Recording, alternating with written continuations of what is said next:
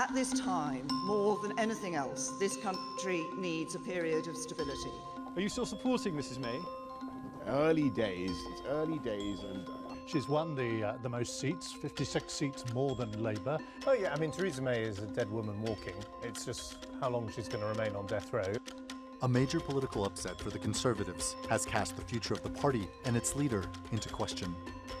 The election was meant to further secure the political dividends of the Brexit vote for the Tories. The election has turned out to be about a lot more than just Brexit, because when the Conservatives released their manifesto at the beginning of the campaign, there were things in it which were instantly unpopular. Some say the tide began to turn for the Tories with the so-called dementia tax, a measure which empowers the government to seize someone's home after they've died if they were unable to otherwise pay their in-home care medical bills. A snap election called by a party that sold itself to voters as strong and stable has led to more uncertainty than ever. Now the Conservatives face the prospect of having to cobble together cross-party support for Brexit negotiations, which are rapidly approaching. And even though the Tories remain the dominant party, the vote is widely seen as a victory for Labour and Jeremy Corbyn, a man once written off by much of Britain's political establishment. The Prime Minister called the election because she wanted a mandate. Well, the mandate she's got is lost Conservative seats, lost votes, lost support and lost confidence.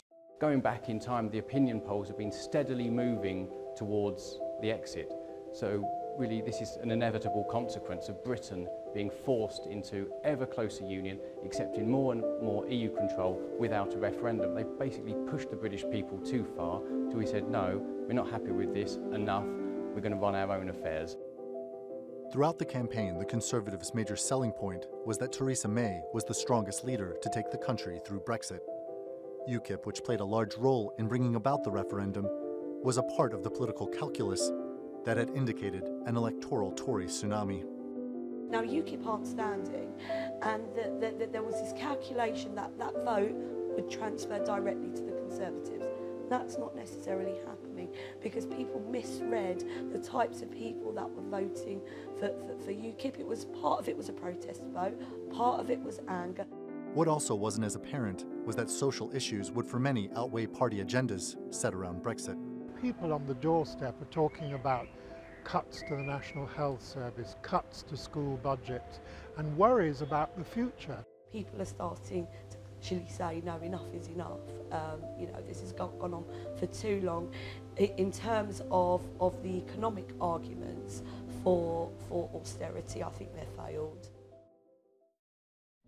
The NHS and social services, any council funding has been depleted over many years, no matter what administration was in office. John and Sue's parents are both ill, but it's their mother who at the moment is in need of the most care. My mum worked for Harrow Council for about 30 years as a home carer. Now that it's her turn, there's nothing. Because of a lack of available services, Sue has had to take a job closer to home that pays less than half of what she was making. The problem is that these day centres, they will start at 10 and finish at 3. It is really difficult for people like us that are working people that can't afford the time to do all these things. We've already accepted that our parents' house will pay for any care that they need. They've paid tax all their life, and now it's just another tax that they're making you forfeit your home to pay for your care. While a great deal of uncertainty consumes national politics in the UK, many feel that their needs have gone unaddressed. And while talks over Brexit, which was propelled by the anger of so many working people, will soon begin, the question remains whether it will improve the lives of the everyday people who are struggling to get by. Randolph Nogle, The Newsmakers in London. Well, let's go to our panel. Lembit Opik is in London. He's a Liberal Democrat and former Member of Parliament representing Montgomeryshire. Also in London, Aaron Bastani. He's a political commentator and a Jeremy Corbyn supporter. And in Kent, Jakes Arnold. He's a former Conservative Member of Parliament for Gravesham. Gentlemen, thank you very much for joining us. Jakes Arnold, if I can begin with you, sir. Do you agree with George Osborne that Prime Minister Theresa May is a dead woman walking? I think the parliamentary party's got to make their mind up after an extremely unfortunate election. The Prime Minister made the same mistake that Ted Heath did. She posed a question to the electorate in respect of increasing her majority to negotiate Brexit, and the public said, we've decided that, we're bored, we'll ask different questions and we'll give a different answer. And she's got the same response Ted Heath did back in 1974.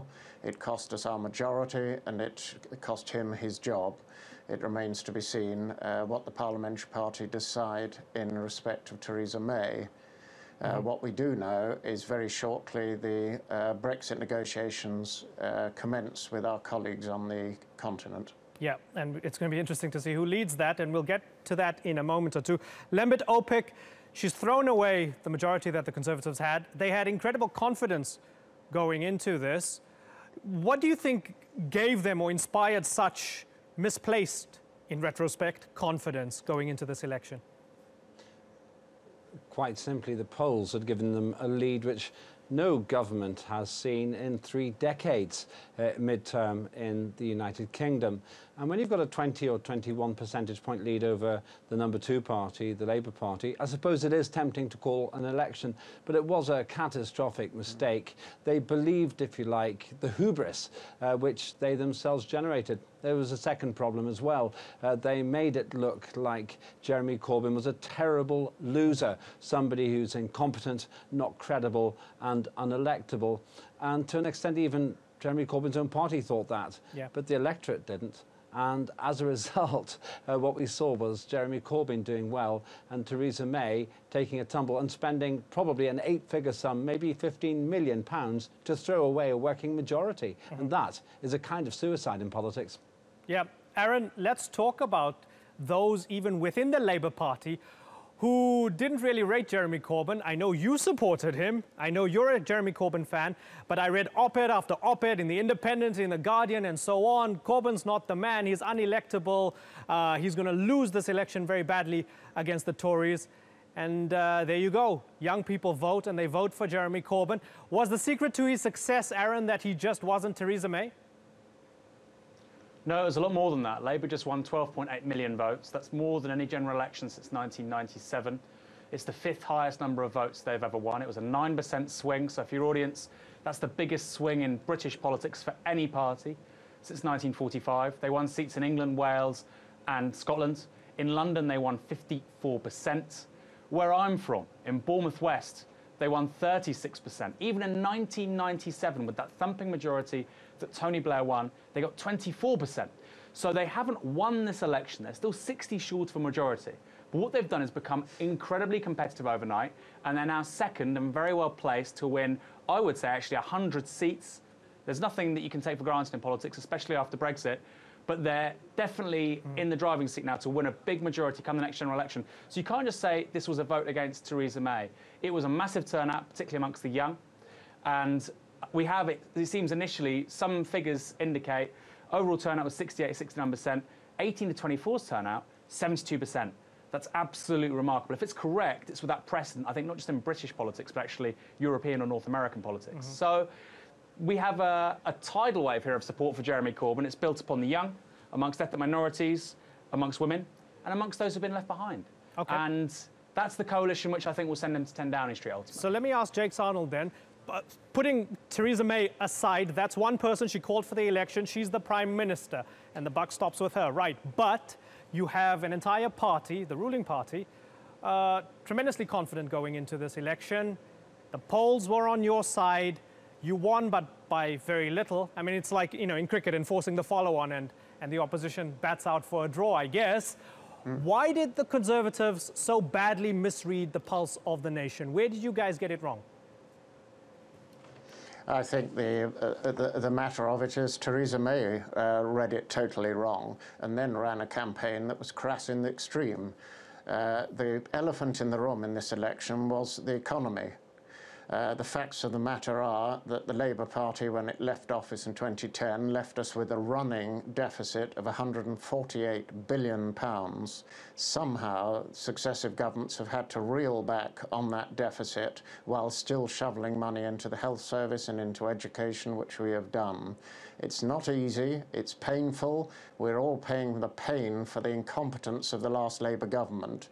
And the sad thing is that Jeremy Corbyn has behaved like the Pied Piper of Hamelin, suggesting we can spend everything on this. Somehow the rich and business will pay for it, and what they don't, they'll be able to just borrow. Okay. And all will be well. Okay, It's I've got two shaking heads here. Okay, so we've got a split screen here. I've got two shaking heads here, so I'm going to have Lembit have a crack at it first before Aaron. Lembit?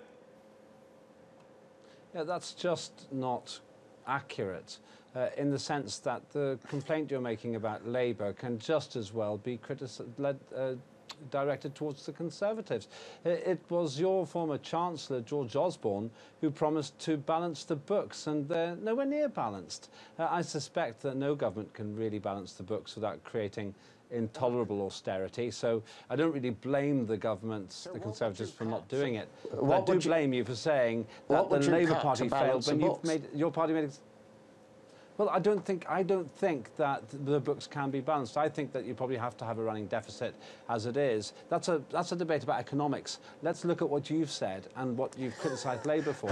Your party, the Conservatives, did exactly the same thing when they were in government. And let's not pretend. We all know that this election was called in order to try and increase the Conservative majority. Something went terribly wrong there, and that was probably about something called dementia tax. We can talk about that in a minute. Okay. But something went very right with Jeremy Corbyn because he was talking about other things that people wanted to hear. For example, policy regarding international terrorism. That's nothing to do with economics. Okay. Aaron, the Conservative government just had to inherit a big mess from Labour. That's what Jake Arnold's saying. That's a load of nonsense. The deficit was very high when the Tories took power, absolutely. But Margaret Thatcher did not. She ran one surplus in her time as Prime Minister. The Tory Prime Minister who ran a few surpluses was John Major when Ken Clarke was Chancellor. The truth is, Britain has run deficit after deficit basically since the late 1970s. That's a problem which grows out of a crisis of international... Excuse me? Excuse me? Certainly not on this scale. Well, Jake, actually, if you look at the figures in the early 90s, in 1 year. Jake, in the early 1990s, Britain was running a deficit higher than what we have today. Furthermore, wages are down 10.4% in the last 9 years. That's without precedent in Britain. Okay. Jake, excuse me, I didn't interrupt you, sir. Okay. Aaron, wages are down 10.4% in the last 9 years. That's got nothing to do with macroeconomics, James. This government has failed on pay, on productivity, on the deficit, on living standards. Enough is enough. We need to get them out. Okay, so let me take the economy and park it off for a moment because I don't want to go down that rabbit hole because we can have a really robust debate about the economy. But I'm trying to look at this in as big a picture as possible. Brexit negotiations coming up. Now, there were suggestions that Boris Johnson might be really happy about all of this because he might want to run for Prime Minister and so on. He refuted that. I'm loath to quote The Sun on the program, but he wrote an op-ed in The Sun. So it has the headline, "To all of you urging Theresa May to quit and suggesting we need another election, I say, get a grip." He goes on to say the piece, he says, Theresa May led a campaign that inspired 13.7 million people to vote Conservative in the biggest total tally of Tory votes since the days of Margaret Thatcher. That is a stunning achievement for which she deserves the support of her party, and she will certainly get it from me. I guess that's one way of putting it from the Foreign Secretary. Does any of that resonate with you at all, looking forward, especially since now you have to get down to the business of the Brexit negotiations? Of course he has to say this, even if he's planning a leadership bid, and I imagine he is. He's got to look like he's a complete loyalist now. Those who challenge an existing Prime Minister tend to have a very poor record of stepping into a deposed Prime Minister's shoes. So, of course, he's got to say that. Bear in mind also that Boris has said quite a lot of the things that Jeremy Corbyn has said, certainly associating international foreign policy with international terrorism. So he's in a spot. He's got to sound loyal. And frankly, whether Boris tells people to support Theresa May or not doesn't matter. Bear in mind, there are very powerful paymasters behind every party, including the Conservatives. They've pretty much decided that Theresa May can stay for for now, but they need to have an exit plan from that. There's no prospect of her standing for leader during the next, as Prime Minister during the next election. One more little point here. It's absolutely not in Boris Johnson's interest to have a general election if he can avoid it now, because the Conservatives could well go down, and he doesn't want to be the leader of a minority party in opposition. OK, Jakes Arnold, if there was another election, there was an election in 2015, 2016, 2017, if there's one in 2018, how likely is it that Labour will win? Highly unlikely, because the people will now reflect on the whole business and they will consider the economy, which was not considered in the general election. What is significant is, after a dreadful campaign that didn't address the fundamentals of the economy, nevertheless the Conservatives won 42% of the vote. That is highly significant. Next time we may have a decently run campaign. OK, so it sounds as if you're keen on another election. Aaron Bastani, I know you'd be keen on another election because No, wait a minute. OK. Wait a minute on that. OK. I'm not keen on another election, because the further elephant in the room, which everybody forgot during the election campaign, was in very short order we're sitting down with our European colleagues to discuss the mechanics of how we carry out Brexit. And who do you think will be able to do that, sir? Who do you think will be able to do that best, if not Theresa May? It will be David Davis taking it in, and the Prime Minister of the day. At the moment, that looks like Theresa May, but it's up to the parliamentary party whether she remains in office in the medium term. The important point is we've got to negotiate Britain's departure from the European Union, and to find a settlement which will allow us to strengthen our trade, investment and commercial activity with the wider world, as well as coming to a deal which is in the interest of the European countries and ourselves. Not an easy thing to do, and that's what we should be concentrating on. OK, I've got just enough time for a final question for Aaron, so sorry, Lambert, I know you want to jump in, but Aaron, Brexit is happening. It will happen within the next 22 months or so. It's happening. A week ago, I guess it would have been a crazy question to ask if Jeremy Corbyn would be leading those negotiations, or if he had any chance of being the next Prime Minister in the short term. You're still confident of all of that happening, Aaron? Yes, I believe there'll be another general election this year, and I think the Labour will win a thumping majority. How we'll do that is we will have increased voter registration. We only had 6 weeks, bear in mind, to register all these young people. We're going to register a whole lot more, believe me. So that's going to be the bulwark of this. I was in Hastings over the weekend. We lost there by 200. I believe we'll get a majority of 5,000 there this year. There is a hunger for a different kind of country, a country for the many, not the few. Jake isn't in touch with that. That doesn't surprise me in the slightest. We'll win a majority government this year. OK, it's a lively time in the UK. Gentlemen, it's been a pleasure talking to all of you. Lambert Opik, Thank you. Aaron Bastani and Jake Arnold, thanks so much.